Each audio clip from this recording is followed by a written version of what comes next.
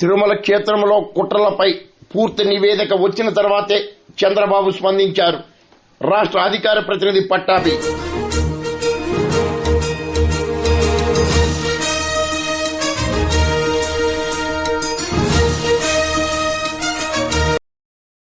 పవిత్ర తిరుమల క్షేత్రంలో లడ్డు అపవిత్రతపై పూర్తి నివేదికలు వచ్చిన తర్వాతే ముఖ్యమంత్రి చంద్రబాబు స్పందించడం జరిగిందని రాష్ట్ర అధికార ప్రతినిధి పట్టాభి ప్రకటించారు.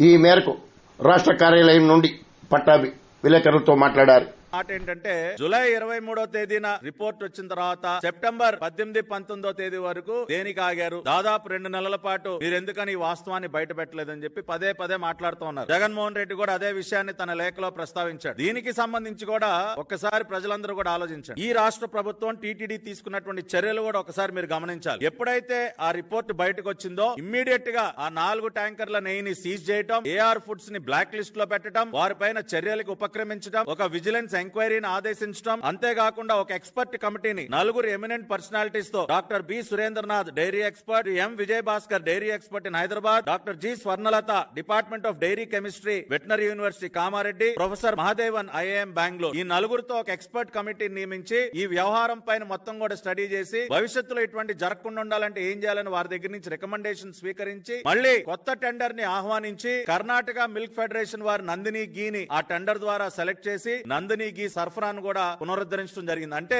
ఎప్పుడైతే ఈ రిపోర్ట్ బయటకు వచ్చిందో ప్రభుత్వం దిద్దుబాటు చర్యలు ప్రారంభించింది. దిద్దుబాటు చర్యలు ప్రారంభించడమే కాకుండా దీని వెనక బాధ్యులు ఎవరు అని కనిపెట్టడానికి విజిలెన్స్ ఎంక్వైరీని ఆదేశించింది. వైవి సుబ్బారెడ్డికి నోటీసులు ఇచ్చింది, ఏఆర్ ఫుడ్స్ కి నోటీస్ ఇచ్చింది, ఏఆర్ ఫుడ్స్ ని బ్లాక్ లిస్ట్ లో పెట్టడం జరిగింది. ఇన్ని రకాలైనటువంటి కార్యక్రమాలు చేసిన తర్వాత విజిలెన్స్ డిపార్ట్మెంట్ వాళ్ళు ప్రాథమికమైనటువంటి నివేదికని రాష్ట్ర ముఖ్యమంత్రి గారికి ఇచ్చిన తర్వాత అప్పుడు రాష్ట్ర ముఖ్యమంత్రి గారు ఒక స్టేట్మెంట్ ఇచ్చారు. అది బాధ్యత గల వ్యక్తి ఎవరైనా చేసేటటువంటి పని. అది కోట్లాది మంది భక్తుల మనోభావాలకు సంబంధించినటువంటి విషయం బయటకు వచ్చినప్పుడు చాలా క్యాజువల్ గా ఎవరు మాట్లాడరండి. మొన్న జగన్మోహన్ రెడ్డి ప్రెస్ మీట్ పెట్టి మాట్లాడాడు.